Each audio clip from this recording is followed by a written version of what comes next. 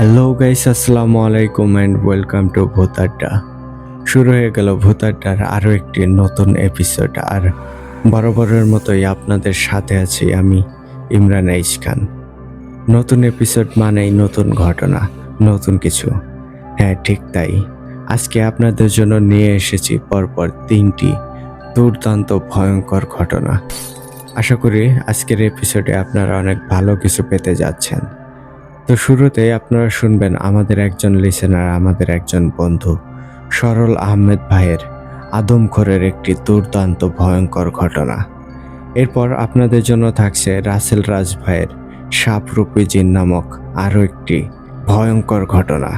এরপর আপনাদের জন্য থাকছে আমাদের আরেকজন লিসেনার, আরেকজন বন্ধু রাহাত আহমেদ ভাইয়ের বিড়ালি নামক একটি রহস্যময় ঘটনা। আশা করি ঘটনাগুলো আপনাদের অনেক বেশি ভালো লাগবে। তো মূল ঘটনায় যাওয়ার আগে আপনাদেরকে বলতে চাই, আপনারা যারা এখনও আমাদের চ্যানেলটিকে সাবস্ক্রাইব করেননি তারা খুব দ্রুত সাবস্ক্রাইব করে ফেলুন এবং অল আইকনটি অন করে রাখুন, যাতে করে এরপরে আমাদের চ্যানেলের সকল আপডেট আপনার কাছে সবার আগে চলে যায়। আর বন্ধুগণ, আপনারাও যদি আমাদেরকে ঘটনা লিখে পাঠাতে চান সেই ক্ষেত্রে কিন্তু আপনাদের কাছে 2টি বই আছে। প্রথমত আপনারা সরাসরি আমাদেরকে হোয়াটসঅ্যাপে নক দিতে পারেন, অথবা ইমেলের মাধ্যমেও আপনারা আমাদেরকে ঘটনা পাঠাতে পারেন। হোয়াটসঅ্যাপ নাম্বার এবং ইমেল অ্যাড্রেস আমাদের ডেসক্রিপশন বক্সে এবং কমেন্ট বক্সে প্রিন্ট আপ করা আছে। আপনারা আপনাদের জানাশোনা সেরা ভয়ঙ্কর ঘটনাগুলো আমাদেরকে লিখে কিংবা ভয়েস ক্লিপ আকারে পাঠিয়ে দিতে পারেন। তো বন্ধুগণ, আর কথা বাড়াবো না, এবার সরাসরি চলে যাব আমাদের প্রথম ঘটনায়।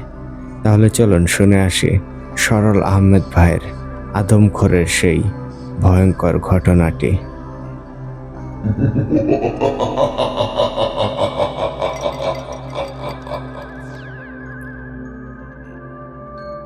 ইমরান ভাই ও ভূত আড্ডার সকল শ্রোতা বন্ধুদেরকে আমার সালাম জানাই। আসসালামু আলাইকুম। কেমন আছেন আপনারা সবাই? আশা করি নিশ্চয়ই আল্লাহর রহমতে সবাই ভালো আছেন। আমি ভূত আড্ডার একজন শ্রোতা। আজ আমি ভূত আড্ডায় একটি সত্য ভয়ের ঘটনা শেয়ার করব। এই ঘটনাটা ঘটেছিল আমার নানার সাথে, আর ঘটনাটা শুনেছি আমার নানার কাছ থেকেই। ঘটনা শুরু করার আগে আমি আমার পরিচয়টা দিয়ে নেই। আমার নাম সরল আহমেদ। আমার বাড়ি পাবনাতে। আমি বর্তমানে পাবনার একটা সুনামধন্য কলেজে লেখাপড়া করছি। আমার বাড়ি পাবনা শহরেই। আমার নানার বাড়ি ঝিনাইদহ, আর এই ঘটনাটা ঝিনাইদহতেই ঘটে। ঘটনা যখন ঘটে তখন আমার নানার বয়স 20 থেকে 25 বছর হবে।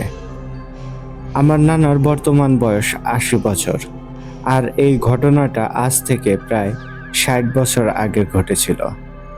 নানার সাথে যখন ঘটনাটা ঘটে, নানা তখন নৌকা চালাতো। নানা নৌকা চালিয়েই তার সংসার চালাতো। ইমরান ভাই, ঘটনাটা আমি গুছিয়ে বলতে পারবো কিনা জানি না, তবে আমি চেষ্টা করব গুছিয়ে বলার। আমি ঘটনাটা আমার নানার মতো করেই বলার চেষ্টা করছি, কারণ নানার মতো করে বললে ঘটনাটা শুনতে এবং বুঝতে সুবিধা হবে। নানা আমাকে ঘটনাটা বলেছিল তার গ্রাম্য ভাষায়। আমি ঘটনাটা সুন্দর করে আমার ভাষায় নানার মতো করে লেখার চেষ্টা করছি। ইমরান ভাই, তাহলে ঘটনাটা শুরু করছি। আজ থেকে প্রায় 60 বছর আগে আমার সাথে এই ঘটনাটা ঘটে। আমি তখন তাগড়া যুবক, বয়স 20 কি 25 বছর। ছোটবেলায় বাবা মারা যাওয়ার পর আমাকে এই সংসারের হাল ধরতে হয়। আমি ছিলাম পরিবারের সবার বড়। আমার ছোট আরো 3 ভাই বোন ছিল। সংসারের হাল ধরতে আমি ছোট বয়সেই কাজে নেমে পড়ি। এখনকার মতো সেই সময় এত কাজ কাম ছিল না। আমি যখন যে কাজ পেতাম সেই কাজই করতাম। মাঠে কাজ করতাম, কুলির কাজ করতাম, ঠেলা গাড়ি চালাতাম, আবার নৌকাও চালাতাম। নৌকা চালিয়ে বেশি আয় হতো, তাই আমি সব কাজ বাদ দিয়ে নৌকা চালাতাম। আমাদের এইদিকে নদী না থাকায় আমি অন্য জায়গায় গিয়ে নৌকা চালাতাম। আমি সেখানে থেকে নৌকা চালাতাম আর 1 মাস পর বাড়িতে আসতাম। আমি তখনও বিয়ে করিনি। নৌকা চালিয়ে ভালোই আয় রোজগার হচ্ছিল। মা আর ছোট ভাই বোনদের নিয়ে দিন বেশ কেটে যাচ্ছিল। আমি বেশিরভাগ সময়ই ঘাটে নৌকা নিয়ে থাকতাম। ঘাটের অনেক মানুষের সাথে আমার ভালো সম্পর্ক হয়ে যায়। ঘাটে যেসব দোকানপাট ছিল সেসব দোকানের মাল আমি নিয়ে আসতাম। একদিন ঘাটের একটা দোকানদার আমাকে বলে তার দোকানের কিছু মালপত্র এনে দিতে হবে, আমাকে একাই যেতে হবে। আমি আগেও মালপত্র এনেছি, তাই সবই চিনতাম। দোকানের মালপত্র আনতে আমাকে দূরের একটা ঘাটে যেতে হবে। সেখানে গিয়ে নিজ দায়িত্বে মালপত্র বুঝে আনতে হবে। নৌকা নিয়ে সেই ঘাটে যেতে আমার 2 থেকে 3 ঘন্টার মতো সময় লাগতে পারে। তখন সবে দুপুর হয়েছে। আমি ভেবে দেখলাম, আমি যদি মালপত্রগুলো আনতে যাই তাহলে আসতে আসতে আমার রাত হয়ে যাবে, আর যাওয়ার সময় কিছু মানুষ নিয়ে যাব, তাহলে আমার বাড়তি কিছু আয়ও হবে। আমি তখন সেই ঘাটে যাওয়ার জন্য রওনা দেই। আমি নৌকাতে 3জনকে নিয়ে নৌকা ছেড়ে দেই। যাওয়ার সময় কয়েকটা ঘাট পড়ে, সেখান থেকে আরো কয়েকজন মানুষ ওঠে। তারা সবাই ওই ঘাটেই যাবে। আমি আপন মনে নৌকা চালাচ্ছি। একটা সময় আমি সেই ঘাটে পৌঁছাই। ঘাটে নৌকা বেঁধে আমি বাজারের ভেতর যাই মালপত্র আনতে। কিন্তু সেখানে গিয়ে দেখি দোকানদার নেই। দোকানদার এক জায়গায় তাগাদার জন্য গিয়েছে, আসতে একটু দেরি হবে। আমি তখন অপেক্ষা করি। এমনভাবে অপেক্ষা করতে করতে 1 ঘন্টা পার হয়ে যায়। আমি সেই বাজার থেকে কিছু খাওয়ার জিনিস কিনে খাই। সেই দোকানদার সন্ধ্যার কিছু সময় আগে আসে। তারপর আমি একটা লিস্ট তাকে দেই। লিস্ট অনুযায়ী সবকিছু আমার নৌকায় তুলে দেয়। আমি নিজেই মালপত্রগুলো নৌকায় তুলি। ততক্ষণে সন্ধ্যা নেমে গেছে, চারপাশে অন্ধকার হয়ে গেছে। আমি আনুমানিক রাত 8টার দিকে ঘাট থেকে নৌকা ছাড়ি। আসার সময় 2জন আমার নৌকায় ওঠে। তারা সামনের ঘাটেই নেমে যাবে। আমি নৌকার সামনের দিকে হ্যারিকেন জ্বালিয়ে দেই। রাতের অন্ধকারে নদীর পানিগুলো দেখতে খুবই কালো লাগছিল। আমি নদীর কিনারা দিয়েই নৌকা চালাচ্ছিলাম। নদীর কিনারায় বড় বড় গাছপালা আর ঝোপঝাড়, মাঝে মাঝে কিছু বাড়িঘর দেখা যাচ্ছে। নৌকায় যে 2জন উঠেছিল তারা তাদের ঘাটে একটা সময় নেমে যায়। আমি এবার একা একা নৌকা চালাচ্ছি। আমার মনে কিন্তু তখনও কোনো ভয় লাগছিল না, কারণ আমি এর আগেও রাতের বেলায় একা একা নৌকা চালিয়ে এই ঘাট দিয়ে গেছি। রাতের অন্ধকারে আমি একা একা নৌকা চালাচ্ছি। আমি তখন একটা ভাওয়ালি গান ধরি, মনের সুখে গান গাইছি আর নৌকা চালাচ্ছি। আমি অর্ধেক পথ পাড়ি দিয়ে এসেছি। আমি নদীর কিনারা থেকে একটু দূরে গিয়ে নৌকা চালাচ্ছি। এদিকে কোনো বাড়ি ঘর নেই। নদীর 2 পাশেই ফাঁকা জায়গা আর ঝোড় জঙ্গল। হ্যারিকেনের আলোয় নদীর পানি চকচক করছিল। নৌকা চালাতে চালাতে হঠাৎ করে দেখি নদীর কিনারায় কয়েকজন মানুষ দাঁড়িয়ে আছে। তাদের হাতেও হ্যারিকেন আছে। হঠাৎ করেই তাদের মধ্যে থেকে একজন আমাকে ডাক দেয়। তারা বিপদে পড়েছে, তাদের একটু সাহায্য করতে বলে। আমি তাদের কথা শুনে নৌকার গতি কমিয়ে দেই। তাদেরকে সাহায্য করতে চাই, আবার মনের ভেতর ভয়ও হচ্ছে। তারা যদি আবার কোনো ডাকাত হয়, আমি তাদের সাহায্য না করার চিন্তা করি। আমি নৌকা চালিয়ে চলে যেতে চাই, কিন্তু তারা সবাই একের পর এক আমাকে ডাকছিল আর সাহায্য করার জন্য অনুরোধ করছিল। রাতের বেলায় এমন অচেনা জায়গায় অচেনা মানুষকে সাহায্য করা ঠিক হবে কি? আমি নৌকাটা পাড়ের দিকে নিয়ে যাই। আমি দূর থেকেই তাদের দেখতে পাই। তাদের দেখে মনে হচ্ছিল তারা হয়তো হিন্দু, কারণ তাদের সবার শরীরে হিন্দুদের মতো পোশাক, আর তাদের কাঁধে একটা খাটিয়ার মতো কি যেন। আমি নৌকাটা পাড়ে নিতেই একজন আমার দিকে এগিয়ে আসে। তারপর আমাকে বলে, মাঝি ভাই, আমাদের একটু সাহায্য করো। আমরা বিপদে পড়ে তোমাকে ডেকেছি। আমাদের একজন সঙ্গী মারা গেছে। তাকে পোড়ানোর জন্য আমরা শ্মশানে নিয়ে যাব, কিন্তু কোনো নৌকা পাচ্ছি না। তুমি যদি আমাদেরকে সামনের ঘাটে নামিয়ে দিতে তাহলে আমাদের অনেক উপকার হতো। চিন্তা করো না, আমরা তোমাকে টাকা দেব। আমি মানুষটার কথা শুনে রাজি হই না, কারণ আমি লাশ নৌকায় তুলব না। জীবিত মানুষ হলে কোনো সমস্যা নেই, কিন্তু লাশ তুলব না বলে জানিয়ে দেই। আমার কথা শুনে আরো দুইজন এগিয়ে আসে। তারা আমাকে অনেক অনুরোধ করে লাশটা নৌকায় তোলার জন্য। তারা অনেক কাকুতি মিনতি করে। শেষে আমারও মনটা কিছুটা নরম হয়। তাদের অনুরোধ আর ফেলতে পারলাম না। আমি লাশটাকে নৌকায় তুলতে বলি। আমি নৌকায় থাকা মালপত্রগুলোকে একপাশে রেখে দেই। সেখানে মোট ৮ জন মানুষ ছিল। সবাই ধরাধরি করে লাশটা নৌকায় তোলে। আমার নৌকায় ১০ জনের মতো মানুষ উঠতে পারে। ১০ জন মানুষ উঠলে আমার নৌকা চালাতে কোনো সমস্যা হয় না। কিন্তু এই ৮ জন আর লাশটা নিয়ে আমার নৌকা চালাতে পারছিলাম না। নৌকাটা অনেক ভারী লাগছিল। লাশটাকে নৌকার সামনে রেখে সেই ৮ জন লাশের পায়ের দিকে বসে। আমি লাশটাকে দেখতে পাচ্ছিলাম না। একজন আমাকে বলে সামনের ঘাটে আসলে তাদের জানাতে, তারা সেখানেই নেমে যাবে। আমি নৌকা চালাতেই পারছিলাম না। আমি যতই বৈঠা পাই, কিন্তু নৌকা একটুও সামনে আগায় না। এবার আমার মনে ভয় লাগতে শুরু করে। আমি শুনেছি রাতের বেলায় নাকি জিন পিশাচ মানুষের রূপ ধরে নৌকায় ওঠে। কথাটা মনে হতেই বুকটা কেঁপে ওঠে। আমি সেই মানুষগুলোর দিকে তাকাই। তারা সবাই মাথা নিচু করে বসেছিল। কেউ কোনো কথা বলছে না, সবাই নিশ্চুপ হয়ে বসে আছে। এদিকে আমি নৌকা চালাতে পারছিলাম না। অনেক কষ্ট করে আমি বৈঠা পাই। নৌকা আস্তে আস্তে সামনের দিকে আগাচ্ছে। হঠাৎ করে আমার মনে হলো নৌকাটা কেমন যেন কেঁপে উঠল। আর তখনই হ্যারিকেনটা হঠাৎই নিভে গেল। অন্ধকারে আমি ভালো করে কিছু দেখতেও পাচ্ছিলাম না। আমার ভয় লাগতে শুরু করে। আমি মানুষগুলোর একজনকে হ্যারিকেনটা জ্বালিয়ে দিতে বলি, কিন্তু তারা আমার কথায় কোনো উত্তর দেয় না। এর মাঝেই আমি কিছু শব্দ শুনতে পাই। শব্দটা কিছু খাওয়ার শব্দ মনে হচ্ছে। একসাথে কয়েকজন মিলে যদি কিছু খায়, ঠিক তেমন একটা শব্দ হচ্ছে। আমার ভয় এবার আরো অনেক গুণ বেড়ে যায়। আমি কথা বলার সাহস পাচ্ছিলাম না।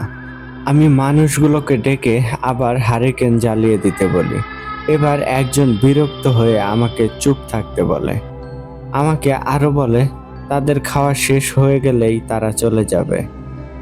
তার মুখ থেকে খাওয়ার কথা শুনতেই আমার গলা শুকিয়ে যায়। আমি বুঝতে পারছিলাম আমি কোনো জিন বা পিশাচের খপ্পরে পড়েছি। আমি ভয়ে দোয়া পড়তে শুরু করে দেই। হঠাৎ করে দুইজন আমার দিকে ঘুরে তাকায়। তাদের দুজনের চেহারা দেখে আমার ভয়ে অবস্থা খারাপ হয়ে যায়। তাদের চেহারা মানুষের মতোই, কিন্তু মুখে বড় বড় দাঁত। মুখের মধ্যে থেকে 4টা দাঁত বের হয়ে আছে, আর মুখে ও হাতে রক্ত লেগে আছে। তাদের দুজনের চোখ সাধারণ মানুষের চোখের চেয়ে অনেক বেশি বড়। চোখের মাঝে কোনো মনি ছিল না। পুরো চোখটাই যেন একদম ধবধবে সাদা ছিল। একজন আমার দিকে কিছু একটা ছুঁড়ে মারে। সেটা এসে আমার কপালে লাগে। জিনিসটা কপালে লাগতেই আমি জিনিসটা হাত দিয়ে দূরে সরিয়ে দেই, যেটা আমার সামনে এসে পড়ে। আমি জিনিসটা কি দেখার জন্য তাকাই। আমি দেখতে পাই সেটা একটা হাতের টুকরা, কবজি থেকে 5 আঙ্গুলের একটা টুকরা। এই জিনিসটা দেখেই আমি ভয়ে চিৎকার করি আর দোয়া পড়তে শুরু করি। আমার চিৎকার শুনে সবাই আমার দিকে তাকায়। আমি দেখি সবাই দেখতে একই রকম। সবার মুখেই বড় বড় দাঁত আর চোখগুলো বড় বড়। সবার মুখে আর হাতে রক্ত লেগে আছে, সাথে আমার দিকেই যেন তাকিয়ে আছে। এক নিমিষের মধ্যেই একজন এসে আমার গলা চেপে ধরে। এক হাত দিয়ে গলা চেপে ধরে আছে, আর এক হাত দিয়ে আমার গালে থাপ্পড় মারছে। আমি দোয়া দরুদ যা পারছিলাম পড়ছিলাম। ভয়ে সব দোয়া দরুদ যেন ভুলে যাচ্ছিলাম। আমাকে তখন সে বলে, তুই আমাদের বিরক্ত করলি কেন? আমরা কি তোকে কিছু বলেছি? আমরা তো খাচ্ছিলাম। আমাদের খাওয়া শেষ হয়ে গেলেই আমরা চলে যেতাম। তুই আমাদের খাওয়ার সময় বিরক্ত করেছিস। তোকে আজ আমরা ছাড়ব না। কথাটা বলেই আমাকে নৌকার উপরে একটা সজোরে আছাড় মারে। আমার শরীরে খুবই ব্যথা লাগে। তখন আর একজন এসে আমাকে ধরে নদীর পানিতে ফেলে দেয়। দুইজন এসে আমাকে নদীর পানিতে চোবাতে শুরু করে। আমি চিৎকার করছিলাম। পানিতে চোবানোর কারণে দোয়া পড়তে পারছিলাম না। আমি ধরেই নিয়েছিলাম আজ এদের হাতে আমার মৃত্যু হবে। বেশ কিছু সময় পানিতে চুবানোর পর আমাকে আছাড় মেরে নৌকায় ফেলে দেয়। নৌকায় পড়তেই আমি অজ্ঞান হয়ে যাই। আমার যখন জ্ঞান আসে আমি দেখি আমি নৌকাতেই পড়ে আছি, আর আমার সামনে একটা লাশের ছিন্ন ভিন্ন দেহ পড়ে আছে। আমার নৌকাটা রক্তে লাল হয়ে গেছে। তখন আমার নৌকায় কেউ ছিল না। আমার সব কিছু মনে হতেই আবার ভয় লাগতে শুরু করে। আমার নৌকাটা তখন মাঝ নদীতে। মার খেয়ে আমার শরীরটা খুব ব্যথা হয়ে গেছে। নৌকা চালানোর মতো শক্তি আমার শরীরে নেই। এদিকে নৌকার উপর এমন একটা লাশ দেখতে পেয়ে আরো ভয় লাগে। লাশটাকে পুরোই খেয়ে ফেলেছে, শুধু মাথা আর হাত পা আছে, আর কোনো মাংস নেই, শুধু হাড় পড়ে আছে। মুখের কাছে থেকে জায়গায় জায়গায় মাংস কামড়ে খেয়ে ফেলেছে। লাশটা পুরুষ নাকি মহিলা সেটা বোঝারও উপায় নেই। আমার নৌকায় রাখা মালপত্র সবই ঠিক ছিল। আমি মাঝ নদীতে নৌকার উপর বসে ভয়ে কাঁপতে থাকি। আমি অনেক কষ্টে নৌকাটা কিনারার দিকে নিয়ে আসি। নৌকার উপরে থাকা লাশটা আমি কি করব বুঝতে পারছিলাম না। আমি কোথায় আছি সেটাও আমি জানি না। আমি ভয়ে ভয়ে কিনারায় গিয়ে নৌকা চালাচ্ছিলাম। শরীরে একটুও যেন শক্তি ছিল না, তবুও অনেক কষ্টে নৌকা নিয়ে আগাতে থাকি। রাত তখন কয়টা বাজে সেটাও বুঝতে পারছি না। আকাশে চাঁদও ছিল না। আমি বেশ কিছু সময় নৌকা চালিয়ে সামনে একটা ঘাট দেখতে পাই। আমি নৌকাটা সেই ঘাটের দিকে নিয়ে আসি। নৌকাটা ঘাটে রেখেই আমি নৌকা থেকে নেমে যাই। ঘাটে কয়েকটা নৌকা ছিল। আমি দূরে কয়েকজন মানুষকে দেখতে পাই। আমি দৌড়ে তাদের কাছে যাই। সেখানে গিয়ে আমি তাদের সবাইকেই চিনতে পারি। তারাও নৌকা চালায়। তারা আমাকে দৌড়ে আসতে দেখে জিজ্ঞেস করে কি হয়েছে। আমি তাদেরকে নৌকার কাছে নিয়ে আসি। নৌকার উপরে ছিন্ন ভিন্ন লাশ দেখে এরাও বেশ ভয় পায়। এরপর আমি তাদেরকে সব কিছুই খুলে বলি কি কি হয়েছে। তারা আমাকে এক জায়গায় বসায়, তারপর আমাকে পানি খাওয়ায়। সকাল পর্যন্ত অপেক্ষা করি। তাদের মধ্যে একজন একটা কাপড় দিয়ে সেই লাশের দেহটা ঢেকে দেয়। সকালবেলায় ঘটনাটা জানাজানি হয়ে যায়। লাশটাকে যে দেখে সেই ভয় পায়। সবাই বুঝতে পারে এটা কোনো সাধারণ মানুষের কাজ না। পরে লাশটা একটা কবরস্থানে মাটি দেওয়া হয়। আমাকে নিয়ে তারা আমাদের ঘাটে আসে। ঘাটে এসে সবাইকে সব ঘটনা বলি। তারপর দোকানদার এসে তার জিনিসগুলো বুঝে নিয়ে যায়। সবাই আমাকে বলে আমার ভাগ্য ভালো, তাই আমাকে মেরে ফেলেনি। আমি অনেক অসুস্থ হয়ে যাই। তারপর আমি বাড়ি চলে আসি। বাড়িতে এসে আমি একজন কবিরাজের কাছে চিকিৎসা নেই। আমি অনেকদিন অসুস্থ ছিলাম। এই ঘটনাটা মনে হলে এখনো আমার শরীরটা শিউরে ওঠে। ইমরান ভাই, এইটাই ছিল আমার নানার সাথে ঘটে যাওয়া একটা ঘটনা। ঘটনাটা আপনি পড়ে শোনাবেন। ঘটনাটা কবে শেয়ার হবে আমাকে জানাবেন। আমার জানা আরো কিছু ঘটনা আছে, আমি সময় পেলেই লিখে পাঠাবো। ইমরান ভাই, সবশেষে একটা কথা বলতে চাই আমাদের দেশের বর্তমান পরিস্থিতি নিয়ে। সবাই আমাদের মতো ছাত্রদের জন্য দোয়া করবেন। এই আন্দোলনে যারা মারা গিয়েছে, শহীদ হয়েছেন, আল্লাহ যেন সবাইকে মাফ করে জান্নাতুল ফেরদৌস দান করেন।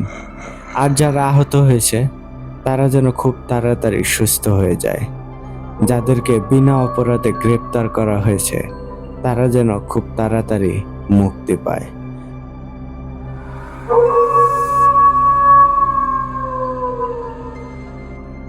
ধন্যবাদ সরল আহমেদ ভাই। ওয়াও, কি ঘটনা লিখছেন ভাই। অসাধারণ অসাধারণ একটা ঘটনা ছিল ভাই। এত সুন্দরভাবে লিখছেন যে আমি পড়ার সময় ইমাজিন করতে পারছিলাম। সত্যিই ভাই, অসাধারণ আপনার লেখার প্রতিভা। ধন্যবাদ ভাই এত সুন্দর একটা ঘটনা আমাদেরকে লিখে পাঠানোর জন্য। আশা করি আমাদের শ্রোতা বন্ধুদেরও আপনার এই ঘটনাটি ভয়ঙ্কর রকম সুন্দর লেগেছে। তো বন্ধুগণ, আপনারা কিন্তু অবশ্যই কমেন্ট করে জানাবেন সরল আহমেদ ভাইয়ের এই আদমখোরের ঘটনাটি আপনাদের কাছে কেমন লেগেছে। তো ধন্যবাদ সরল ভাই আবারও। আর আপনার পরবর্তীতে কিন্তু আরও অনেক ঘটনা চাই ভাই। আপনার পরবর্তী ঘটনাটি খুব দ্রুত আমাদেরকে লিখে পাঠিয়ে দিন। তো আর কথা বাড়াবো না, এখন সরাসরি চলে যাব আমাদের দ্বিতীয় ঘটনায়। চলেন তাহলে শুনে আসি আমাদের বন্ধু, আমাদের ভাই রাসেল রাজ ভাইয়ের সাপরূপী জিনের ঘটনাটি।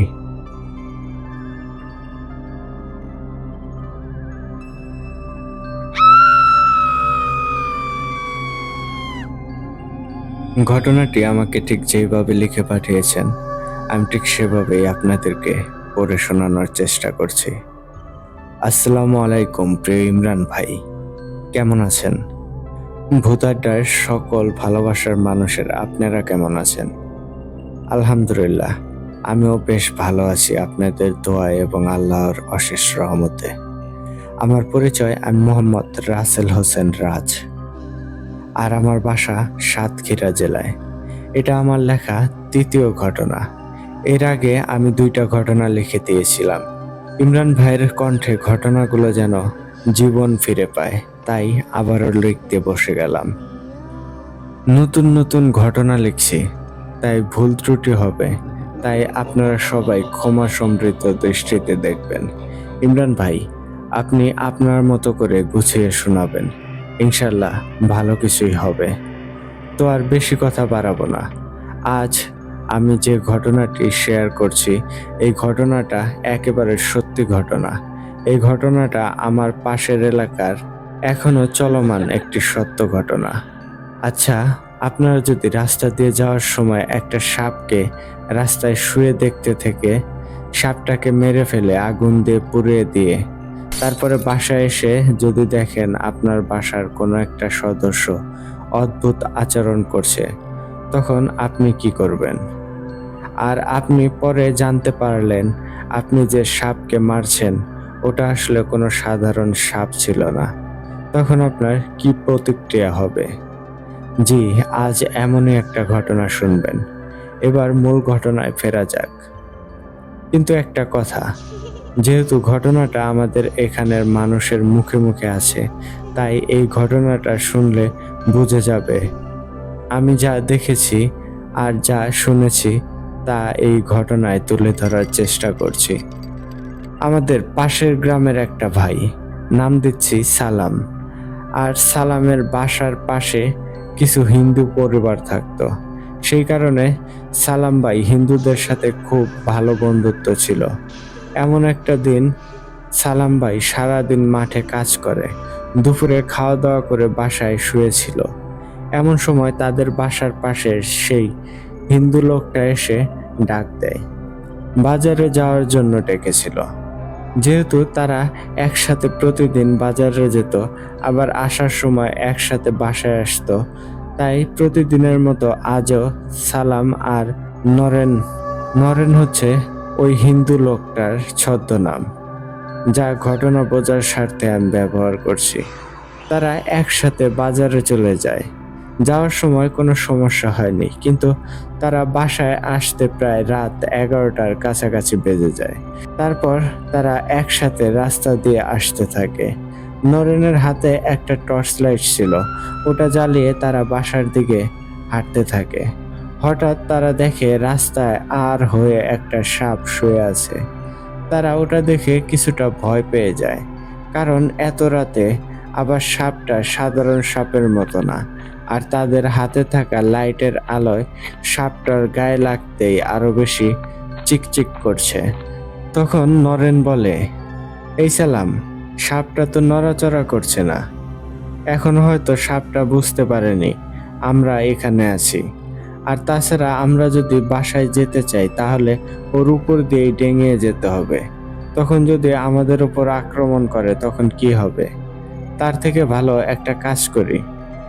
সালাম বলল, তাহলে এখন কি করবি? বাসায় তো যেতে হবেই।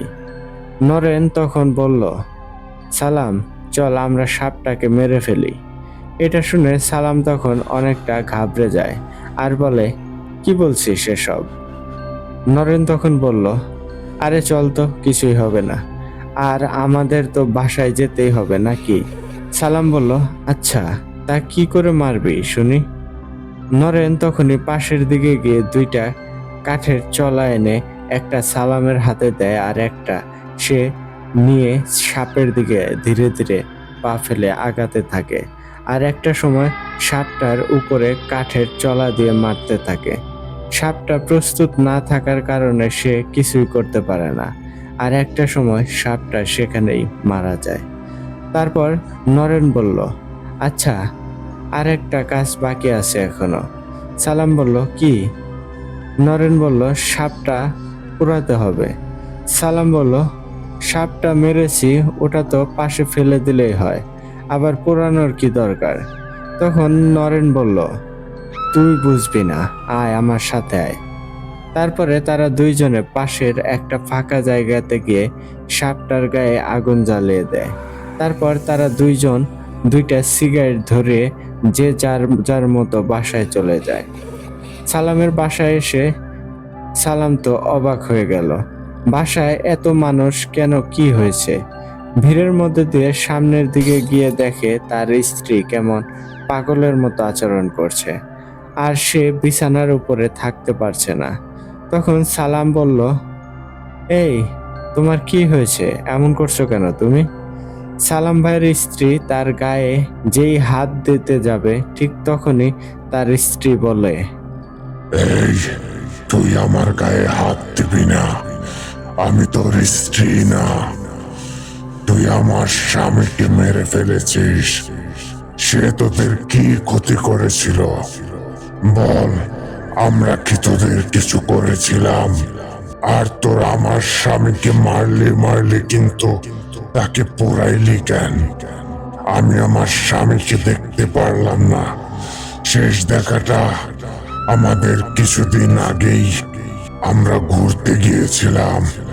আমার স্বামী যেহেতু অনেকটা মোটা ছিল, তাই সে রাস্তায় শুয়েছিল, আর আমি একটু পাশে গিয়েছিলাম, কিন্তু আমি এসে তাকে আর পাইনি। পরে আমি দেখি তোরা পাশে আগুন জ্বালিয়ে আমার স্বামীকে ওই আগুনে পোড়াচ্ছিস। আমি তোদের তখনই মেরে ফেলতে গিয়েছিলাম, কিন্তু তোদের হাতে সিগারেটের আগুন ছিল, তাই কিছু করতে পারিনি। কিন্তু এখন তোদের কাউকে বাঁচতে দেব না। আর আমরা মুসলিম, তাহলে আগুনে পোড়াইলি কেন আমার স্বামীকে? আর একটা কথা শোন, তোর একটা বন্ধু আছে না নরেন? আমি তখন বললাম, হ্যাঁ আছে। আমার স্ত্রীর ভেতরে থাকা জিন সাপটা তখন আবার বলতে শুরু করলো, নরেনের একটা মেয়ে আছে না? ওর মেয়ের মুখটা আমি পুড়িয়ে দিয়েছি। যা, গিয়ে দেখে আয়। তখন আবারও সালাম ভাইয়ের স্ত্রীর ভেতরে থাকা জিন সাপটা এবার কান্না করতে করতে বলল, তোরা আমার স্বামীকে মেরে এক পাশে ফেলে দিতিস, আমি তাকে অন্তত আমার বুকে জড়িয়ে ধরতে পারতাম, তাকে তো একবার দেখতে পেতাম। কিন্তু তোরা এমন একটা কাজ করলি যে আমি এখন কি করে আমার বাসায় ফিরে যাব আমার স্বামীকে ছাড়া? তারপরে সে আবার কান্না করতে থাকে। এবার সে সালাম ভাইয়ের দিকে তাকিয়ে বলল, আমি চাইলে তোর স্ত্রীর ক্ষতি করতে পারি, কিন্তু আমি এখনো করিনি। কেন জানিস? সালাম ভাই তখন ভয়ে ভয়ে জিজ্ঞেস করলো, কেন? জিন সাপটা তখন বলে, আমি সব খোঁজ খবর নিয়েছি, ওখানে কি কি হয়েছিল। আমি জানতে পারি আমার স্বামীকে মারার তোর কোনো ইচ্ছাই ছিল না। নরেন তোকে জোর করে আমার স্বামীকে মারার জন্য, আর আমার স্বামীকে আগুন দিয়ে পোড়ানো তোর কোনো ইচ্ছা ছিল না। ওই নরেন তোকে জোর করে নিয়ে আমার স্বামীকে পুড়িয়ে দেয়, ওর এতে ভালো লাগে পোড়াতে। এই কারণে আমি ওর মেয়ের মুখ পুড়িয়ে দিয়েছি। এটা বলেই সালাম ভাইয়ের স্ত্রী চুপ হয়ে বসে থাকে, আর কিছুই বলে না। আমরা পাশেই দাঁড়িয়েছিলাম। সব শোনার পর আমরা সবাই ভয় পেয়ে যাই। আর সালাম ভাইকে দেখলাম সে হাত জোর করে জিন সাপটার কাছে মাপ চাচ্ছে আর কান্না করছে, কিন্তু জিন সাপটা আর কোনো কথাই বলে না, গম্ভীর হয়ে বসে আছে আর কান্না করছে। কিছু সময় পর দেখি নরেনদের বাসার দিক থেকে কিছু মানুষ সালামদের বাসার দিকে দৌড়াতে দৌড়াতে আসে। আর তারপরে আমরা জিজ্ঞেস করি, কি ব্যাপার, কি হয়েছে? পরে তারা বলে, আরে ভাই, আর বইল না, ওই যে নরেন আছে না, ওর মেয়ের মুখটা পুড়ে গিয়েছে, আগুন জ্বালিয়ে দিয়েছে মনে হচ্ছে কেউ। তার মুখটা দেখার মতো নেই, দেখে মনে হচ্ছে কেউ প্রচুর রাগ নিয়ে তার মুখটা ঝলসে দিয়েছে। তারপরে দেখলাম যে আমাদের পিছন দিক থেকে হাসির একটা আওয়াজ আসছে। পিছনে তাকিয়ে দেখি সালাম ভাইয়ের স্ত্রী হাসছে আর বলছে, কিরে সালাম, এবার বিশ্বাস হলো তো? তার কিছু সময় পরে একটা হুজুর আসে তাকে দেখতে। হুজুর এসে তার সামনে বসার পরে সালাম ভাইয়ের স্ত্রী বলে উঠল, আসসালামু আলাইকুম। এটা দেখে হুজুর অনেকটাই চমকে ওঠে। কি ব্যাপার, যেখানে জিনদের সামনে কোনো হুজুর আসলে গালি দেয়, হুজুরকে সেখানে এই জিনটা সালাম দিচ্ছে। হুজুর তখন শান্ত গলায় উত্তর দিল, ওয়ালাইকুম আসসালাম, কে আপনি? তখন জিনটা বলল, আমি একজন মুসলিম জিন। তারপরে হুজুর বলল, আচ্ছা বুঝলাম, কিন্তু আপনি এই মেয়েটার শরীরে কি করছেন আর আপনি কি চান? জিনটা তখন সবকিছু প্রথম থেকে সবটাই খুলে বলল। তখন হুজুর সবটা শুনে বলল, বুঝতে পারছি আপনার সাথে অনেক অবিচার করা হয়েছে, কিন্তু আপনি তো একটা মুসলিম জিন, মুসলিম হিসেবে ক্ষমা করে দেওয়াটা উচিত, তাই না? আপনি আপনার স্বামীকে তো আর ফিরে পাবেন না, আপনি যদি এদের মেরে ফেলেন তারপরেও পাবেন না। তখন জিনটা কোনো কথাই বলে না, শুধু চুপ করে কান্না করতে থাকে। তারপরে হুজুর বলে, আপনি এই মেয়েকে ছেড়ে চলে যান। জিনটা তখন রাগান্বিত হয়ে বলল, না, আমি যাব না। আমার স্বামীর মৃত্যুর প্রতিশোধ নেব। আমি প্রতিশোধ না নিয়ে যাব না। তখন হুজুর আরো অনেক সুন্দর করে বোঝায়।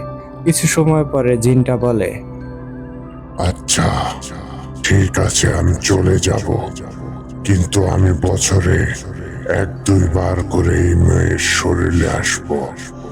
যখনই আমার স্বামীর কথা মনে পড়বে।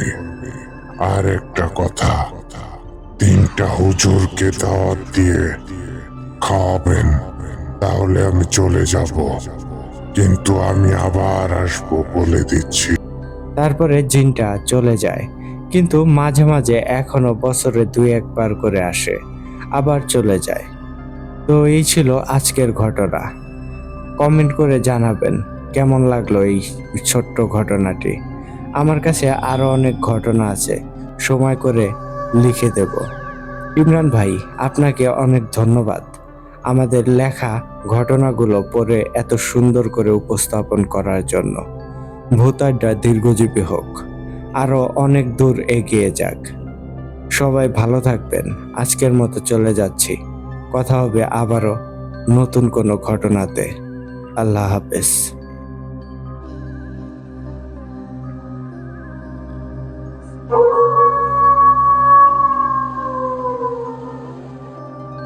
এই রাসেল রাজ ভাই, ধন্যবাদ ভাই এত সুন্দর একটা ঘটনা আমাদেরকে লিখে পাঠানোর জন্য। ধন্যবাদ ভাই। প্রথমের তুলনায় আপনার লেখাটা কিন্তু আগের থেকে আরো ইমপ্রুভ হচ্ছে, আরো সুন্দর হচ্ছে, গুছিয়ে লিখতে পারতেছেন। ধন্যবাদ ভাই এভাবে সাপোর্ট করার জন্য, এইভাবে সুন্দর সুন্দর ঘটনা আমাদের সাথে শেয়ার করার জন্য। সত্যিই ভাই ঘটনাটি বেশ ইউনিক একটা ঘটনা ছিল। আশা করি আমাদের বন্ধুদেরও আপনার এই ঘটনাটি ভীষণ রকম ভালো লেগেছে। তো বন্ধুগণ, আপনারা কিন্তু অবশ্যই কমেন্ট করে জানাবেন রাসেল রাজ ভাইয়ের এই ঘটনাটি আপনাদের কাছে কেমন লেগেছে। আর রাসেল রাজ ভাইয়ের কিন্তু আরও ঘটনা ইতিমধ্যেই আপনারা শুনেছেন, সেই ঘটনাগুলোও কিন্তু বেশ দুর্দান্ত রকমের ভয়াবহতা ছিল ঘটনাগুলোর মধ্যে। তো আশা করি এই ঘটনাটিও আপনাদের বেশ ভালো লেগেছে। রাসেল রাজ ভাই, আপনাকে ওয়ান্স এগেইন ধন্যবাদ ভাই। তো আপনার পরবর্তী ঘটনার অপেক্ষায় রইলাম কিন্তু ভাই, জলদি লিখে পাঠিয়ে দিন। তো আর কথা বাড়াবো না, চলেন তাহলে আমরা আমাদের আজকের এপিসোডের শেষ অর্থাৎ তৃতীয় ঘটনাটি, যেটি লিখেছেন রাহাত আহমেদ ভাই। তাহলে চলুন শুনে আসি রাহাত আহমেদ ভাইয়ের বিড়ালি নামক সেই ঘটনাটি।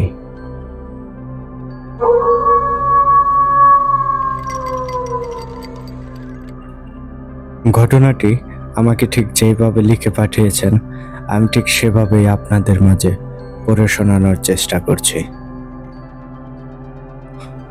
ঘটনার নাম বিড়ালি। এই কদিন থেকেই একটা ব্যাপার লক্ষ্য করছি। রাত হলেই আমাদের বাড়ির সামনে কিছু বিড়াল এসে জড়ো হয়, তারপর অদ্ভুত সুরে ডাকতে থাকে। শুনলে মনে হয় তাদের মনে হঠাৎ কোনো দুঃখ এসে যুক্ত হয়েছে। তারা সবাই একসাথে যেন কাঁদছে। কিছুক্ষণ কান্নার পরেই তারা যেন কোনো কিছুর প্রতিবাদ করে ওঠে। ইভার সাথে সংসার শুরুর কদিন পরেই এই বাসাটায় উঠেছে, মাসখানেক হয়েছে।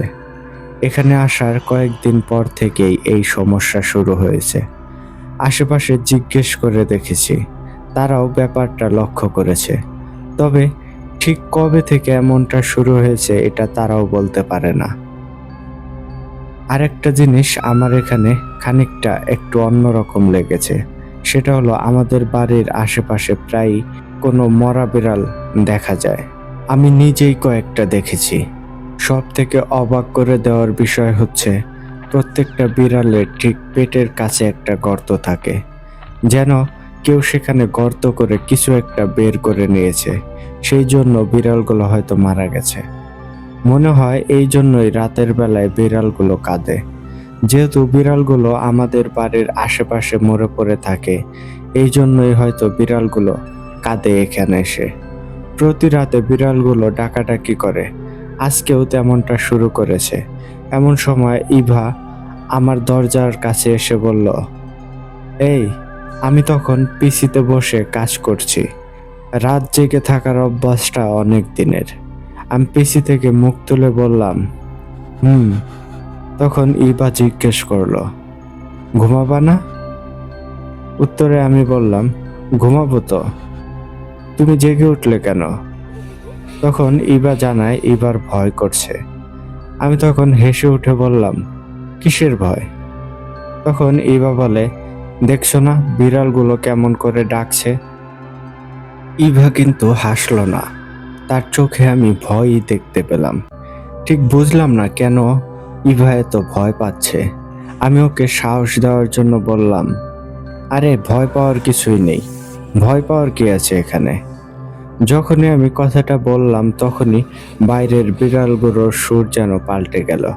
একটু আগেই যারা ছিল কান্নার সুরে শোকাহত, এখন যেন তাদের সুরটা প্রতিবাদী, যেন সামনের কোনো শত্রুকে তারা দেখতে পেয়েছে। এখন তারা সবাই মিলে সেটার সাথে যুদ্ধ করতে প্রস্তুত হচ্ছে। ওদের আওয়াজের সুর পাল্টাতে দেখে ইভার ভয় যেন আরো অনেক গুণ বেড়ে গেল। তখন ইভা বলল, এই, আমার ভয় করছে। তখন আমি বললাম, আরে ভয় নেই, আমি আছি না, চিন্তা করো কেন? মেয়েটা এমন ভয় কেন পায় কে জানে। এত বড় হয়েও কেমন বাচ্চাদের মতো আচরণ করছে সে। আমার অবশ্য মজাই লাগে, এমন করে ভয় পেলে ইভাকে কাছে ডেকে আদর করার একটা সুযোগ পাওয়া যায়। আমার তো মাঝে মাঝে মনে হয় ইভাকে ইচ্ছা করেই এমনটা করে মাঝে মাঝে একটু আদর করি। আমার আদর পাওয়ার জন্য এরকমটা ইচ্ছা করে। আমি বললাম, আচ্ছা তুমি আমার কাছে এসে বসো। ইভা যেন এই কথা শোনার জন্যই অপেক্ষা করছিল। দরজা থেকে একেবারে যেন আমার কোলের উপরে এসে বসলো। তখন ইভা বলল, অনেক কাজ করছো আন্না, এখন চলো। আমার বুঝি ভয় করে না একা একা? আমার মনটা এমনিতেই ভালো হয়ে গেল। এই মেয়েটাকে আমি মাস দুয়েক আগেও ঠিকমতো চিনতাম না, আর এখন এই মেয়েটা ছাড়া আমি অন্য কিছু চিন্তাই করতে পারি না। মাঝে মাঝে অফিসের কাজে আমাকে ঢাকার বাইরে যেতে হয়, তখন বাসায় আসতে একটু দেরি হয়। আমার নিজের জন্য অবশ্য কোনো ভয় নেই, ভয়টা ইবার জন্য। যদিও বাসায় একজন কাজের মেয়ে আছে, তবুও মনটা ওর জন্য কেমন করে। বারবার মনে হয় ও একা একা বাসায় কি করছে কে জানে। বিড়ালের ডাকে কি আবারও ভয় পাবে? গাড়ি নিয়ে যখন এলাকায় ঢুকলাম তখন ঘড়িতে প্রায় রাত 2টা বেজে গেছে। নিজের বাড়ি থেকে কিছুটা দূরে আসতেই কোনো কারণ ছাড়াই গাড়িটা হঠাৎ বন্ধ হয়ে গেল। এমন একটা ভাব যেন কেউ ইচ্ছে করে গাড়ি থেকে গাড়ির চাবিটা দিয়ে বন্ধ করে দিয়েছে। এতটা পথ আমি এলাম কোনো ধরনের ঝামেলা ছাড়াই, কিন্তু বাড়ির কাছে আসতেই গাড়িটা হঠাৎ করেই বন্ধ হয়ে গেল। গাড়িটা আবার স্টার্ট দিতে গিয়ে আমার চোখটা সামনের দিকে গেল। গাড়ির ভেতর থেকে আমার বাড়িটা সম্পূর্ণ দেখা না গেলেও বাড়ির সামনের বড় বট গাছটা বেশ ভালো করেই দেখা যায়। গাছের নিচটা কেমন অন্ধকারের মতো, কিন্তু তার চারিপাশে একটা ফ্যাকাশে রকমের আলো ছড়িয়ে আছে। আমি গাড়িতে চাবি দিয়ে আরেকবার চালু করার চেষ্টা করলাম। ঠিক তখনই আমার চোখটা বড় গাছের কাছে গেল। একটা ছায়া যেন আস্তে করে সরে গেল বাড়ির দিকে। একবার মনে হলো আমি ঠিকমতো দেখিনি, হয়তো এটা আমার মনের ভুল, কিন্তু অবচেতন মন বলল, এবার কোনো বিপদ হলো না তো? নাকি হতে পারে? আমি গাড়িটা যেন সেখানেই রেখে বাড়ির দিকে দৌড় দিলাম। গাড়ির দরজাটা ঠিকমতো লেগেছে কিনা সেদিকে আমার ঠিক লক্ষ্য নেই। যখন আমি বাড়ির গেটের কাছে পৌঁছালাম, দেখি গেট খোলা। সন্দেহটা আরো দৃঢ় হলো। কেউ নিশ্চয়ই বাড়ির ভেতরে ঢুকেছে। বাইরের গেটটার পরেই একটা বড় উঠান, উঠানের বাঁ দিকে রান্নাঘর, তার পাশেই কলপার, তারপরে বাড়ির সদর দরজা। সেটা অবশ্য বন্ধ। একটা 25 পাওয়ারের লাইট সদর দরজার সামনে জ্বলছে। এখন যা ঘটেছে সেখানে 2টা ঘটনা ঘটতে পারে। এক, যে গেট দিয়ে ঢুকেছে সে এই দরজা দিয়ে ঘরের ভিতরে ঢুকে পড়েছে, কারণ গেট দিয়ে ঢুকলে বাড়ির দরজা দিয়ে না ঢুকে বাইরে যাওয়ার কোনো উপায় নেই, সব দিকে দেওয়াল দেওয়া। আর 2, আমি যা দেখেছি সেটা হয়তো আমার মনের ভুল, কেউ এদিকে হয়তো আসেইনি। আমি দরজা জোরে জোরে ধাক্কা দিলাম। কলিং বেলে চাপ দেওয়ার কথা মনে এলো না। দ্বিতীয়বার ধাক্কা দেওয়ার আগেই দরজাটা খুলে গেল। তাকিয়ে দেখি ইভা ভীত মুখে দাঁড়িয়ে আছে আর বলল আমাকে দেখে, কি ব্যাপার তুমি? তখন আমি ইভাকে বললাম, কি হয়েছে, ভয় পেয়েছো? এই বলে ইভাকে জড়িয়ে ধরলাম। ওর বুকের ধরফরানিটা আমি এখনো টের পাচ্ছিলাম। আমি আবার বললাম, কি হয়েছে, ভয় পেয়েছো? তখন ইভা হ্যাঁ সূচক মাথা নাড়ল। তখন আমি ইভাকে সাহস দেওয়ার জন্য বললাম, আর কোনো ভয় নেই, আমি চলে এসেছি তো। তবে একটা জিনিস দেখলাম, আজকে বাইরে কোনো বিড়াল ডাকছে না, যেন আজকে তারা ছুটিতে গেছে। সকালবেলা ঘুম ভাঙলো ইভার উদ্বিগ্ন কণ্ঠ শুনে। আমি জিজ্ঞেস করলাম, কি হয়েছে? তখন ইভা জানালো, পুলিশ এসেছে। আমি তখন বললাম, পুলিশ এখানে আমার কাছে? তখন ইভা আবারও হ্যাঁ সূচক মাথা নাড়ল। তখন আমি ইভাকে জিজ্ঞেস করলাম কেন এসেছে। উত্তরে ইভা বলল, তুমি কাল রাতে বাসায় এসেছো না? জবাবে আমি বললাম, তো কি হয়েছে? তখন ইভা বলল, আমি জানি না, তুমি নিজেই গিয়ে দেখো, আমার ভয় করছে। হাত মুখ ধুয়ে বসার রুমে এসে দেখি 2জন পুলিশ বসে আছে। আমার পেছনে পেছনে ইভাও এসে দরজার কোনো এক কোনায় দাঁড়ালো। আমাদের ঘরে ঢুকতেই দেখি 2জন উঠে দাঁড়ালো। আমাকে জিজ্ঞেস করলো, আপনি কি মিস্টার শফিক রায়হান? তখন আমি বললাম, জি। কোনো সমস্যা? তখন একজন বলে উঠল, আমি ইন্সপেক্টর রাহাত আহমেদ, আপনার সাথে কিছু কথা ছিল। তখন আমি তাদেরকে বললাম, জি বলুন। তখন সেই লোকটি বলল, আসলে গতকাল রাতে আপনাদের বাড়ির পাশে একটা মার্ডার হয়েছে, সেই ব্যাপারে। তখন আমি অবাক হয়ে বললাম, তাই নাকি? কখন? সে জানালো, এই তো আনুমানিক 3টার দিকে, হয়তো কিছুটা আগে পরেও হতে পারে। আমি একটু চিন্তায় পড়ে গেলাম। আমার বাসায় আসার সময়ও 3টার দিকেই। রাহাত আহমেদ বলল, মার্ডারটা ঠিক স্বাভাবিক না। মানে ভিকটিমকে কেন হত্যা করলো এর পিছনে তো কোনো কারণ দেখছি না। পাড়ার একজন সাধারণ ফকির, সে রাস্তায় থাকে। আর সব থেকে অস্বাভাবিক ব্যাপার হচ্ছে ভিকটিমের ঠিক পেটের কাছে একটা ছিদ্র হয়ে আছে। কেউ যেন ধারালো আর গোল পাইপ জাতীয় কিছু দিয়ে তার পেটে আঘাত করেছে এবং কিছু একটা বের করে নিয়েছে। আমি কি বলবো ঠিক বুঝতে পারছিলাম না তখন। আমার কেন জানি আমার বাড়ির সামনের মরে পড়ে থাকা বিড়ালগুলোর কথা মনে পড়ল। এগুলো তো পেটের দিকে একটা ঠিক এরকমই ফুটো ছিল। কোনোভাবে কি এই দুইটার ভেতরে কোনো সম্পর্ক আছে? এমন সময় রাহাত আহমেদ বলল, আপনি কাল রাতে দেরি করে বাসায় এসেছেন, তাই না? তখন আমি মনে মনে ভাবলাম, আমার দেরি করে আসার খবর পুলিশ কিভাবে পেল? আর অবশ্য পুলিশ চাইলে কি না বের করতে পারে। তখন আমি বললাম, জি। তখন সেই লোকটি বলল, ওয়েল, যখন এসেছেন তখন কি অস্বাভাবিক কিছু দেখেছেন? একবার মনে হলো সবকিছু চেপে যাই, কিন্তু কি দরকার ঝামেলা বাড়ে।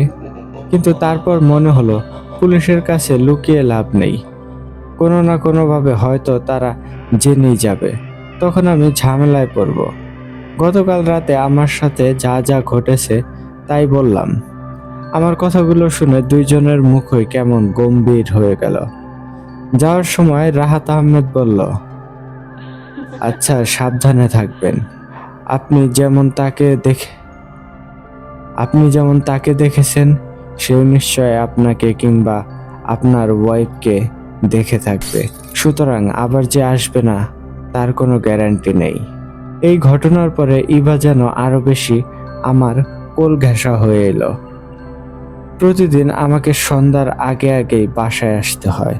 ও সারাক্ষণ আমার সাথে সাথে থাকে।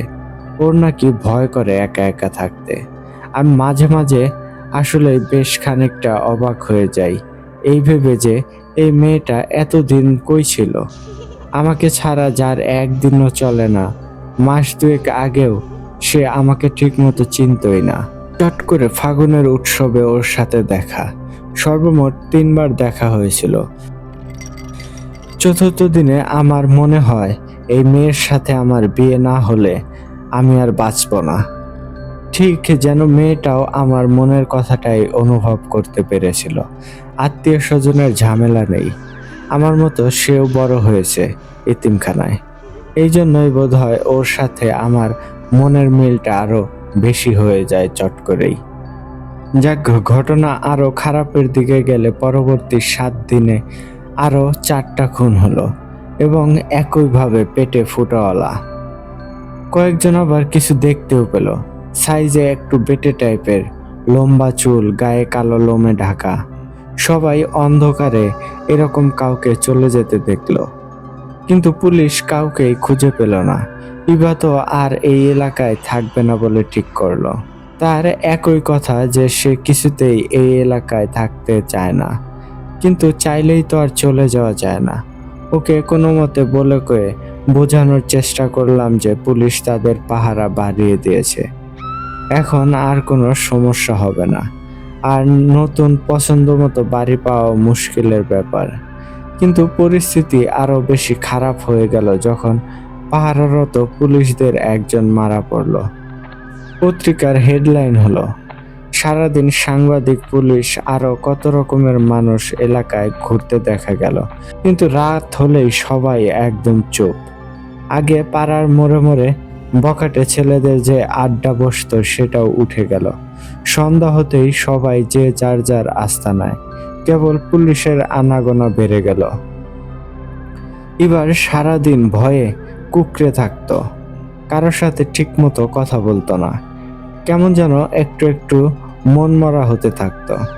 সবকিছুর ওপর সেই বিড়ালের কান্না যেন দিন দিন বেড়েই চলল। আস্তে আস্তে বিড়ালের সংখ্যা যেন বেড়েই চলেছে।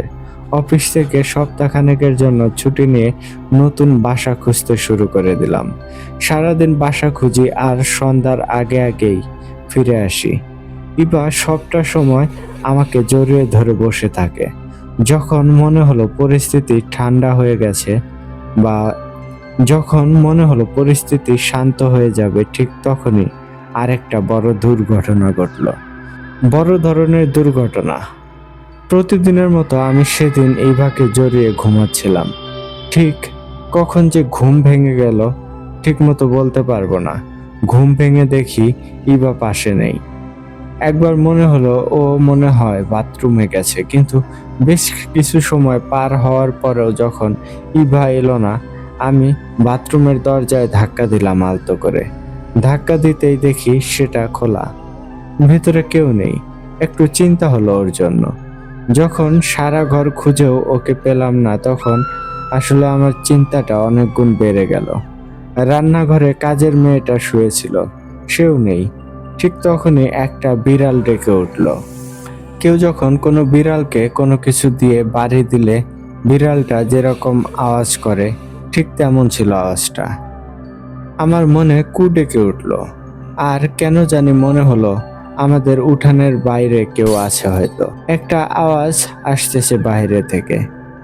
কেউ যেন খুব ধীর পায়ে, কেউ যেন খুব ধীরে ধীরে কিছু খাচ্ছে।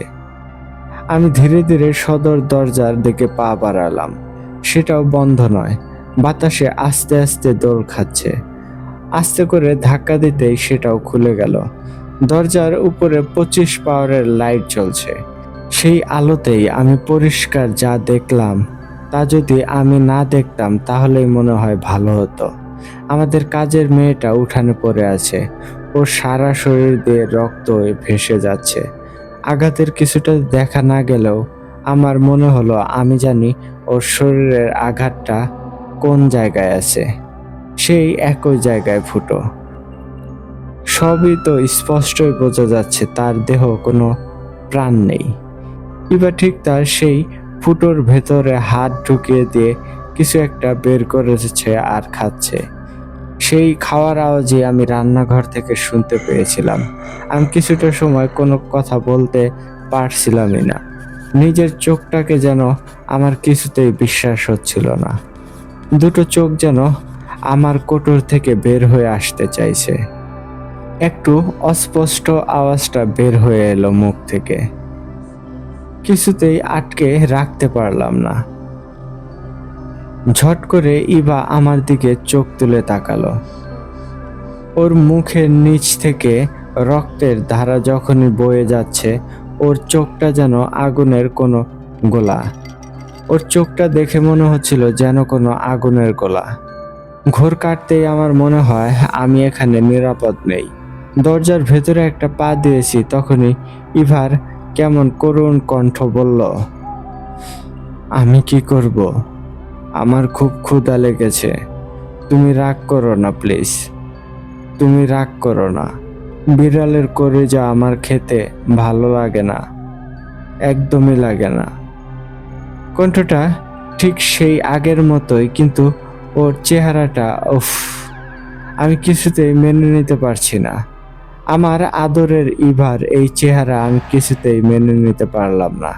আমি কি করব কিছুই মাথায় এলো না। ইভা আমার দিকে কয়েক পা এগিয়ে, ঠিক তখনই গুলির আওয়াজ শুনতে পেলাম। ইভার আমার দিকে এগিয়ে আসাটা থমকে গেল। বটগাছের অন্ধকার থেকে আবছা আলোতে ইন্সপেক্টর রাহাত আহমেদকে চিনতে আমার খুব কষ্ট হলো না। দেখতে দেখতে বড় ওই গাছটার পেছন থেকে বেরিয়ে এলো হাতে উদ্ধত রিভলভার, আর পেছনে আরো কয়েকজন পুলিশ। সবার হাতের অস্ত্রটা ইভার দিকে তাক করা। কয়েক মুহূর্ত মাত্র, ইভার শরীরে যেন বিদ্যুৎ খেলে গেল। সে বাঘের মতো ক্ষিপ্ত গতিতে বাঁ দিকের দেয়ালটার দিকে এক লাফে টপকে বাইরে চলে গেল। আমি রাহাত আহমেদ সহ বাকি সবাই কেবল বোকার মতো ফিলফিলিয়ে তাকিয়ে রইল। ওর চলে যাওয়ার দিকে। এত দ্রুততার সাথে এক জায়গা থেকে অন্য জায়গায় যাওয়া কোনো মানুষের পক্ষে কোনোভাবেই সম্ভব না, এবং এত উঁচু দেয়ালও টপকানো খুব একটা স্বাভাবিক ব্যাপার না। ইভাকে আর খুঁজে পাওয়া যায়নি। ও যে দেয়াল টপকে সেই রাতে সেই যে চলে গিয়েছিল, আর ফিরে এলো না। রাহাত আহমেদের মতে তার ছোড়া গুলিটা তার গায়ে লেগেছিল এবং ওই গুলি খেয়ে তার বেঁচে থাকার কথা না। সে ইভা সম্পর্কে আমার কাছে আরো কিছু জানতে চেয়েছিল, কিন্তু অবাক করার কথা, আমি নিজে ইভার সম্পর্কে কিছুই জানি না, কোনোদিন জানারও আগ্রহ হয়নি। ওর সাথে সেই ফাল্গুনের উৎসবে দেখা, তারপর আরো কয়েক জায়গায় ঘন ঘন দেখা, ব্যাস এতটুকুই জানি। ও ইতিমখানায় বড় হয়েছে, কেবল এইটুকুই জানতাম, আর কিছু জানার আগ্রহ হয়নি। আমি এলাকা ছেড়ে অন্য কোথাও যাইনি। ইভা চলে যাওয়ার পরে বিড়ালের কান্নাটাও কমে গেল ধীরে ধীরে। পরিস্থিতি স্বাভাবিক হয়ে এলো ধীরে ধীরে, তবে এখনো মাঝে মাঝে রাতের বেলায় আমি বিড়ালের কান্না শুনতে পেতাম। তখন মনে হতো কোথা থেকে কোনো একজোড়া আগুন চোখ আমাকে লক্ষ্য করছে। মনে হতো বড়ই পরিচিত সেই আগুনের মতো চোখ জোড়া।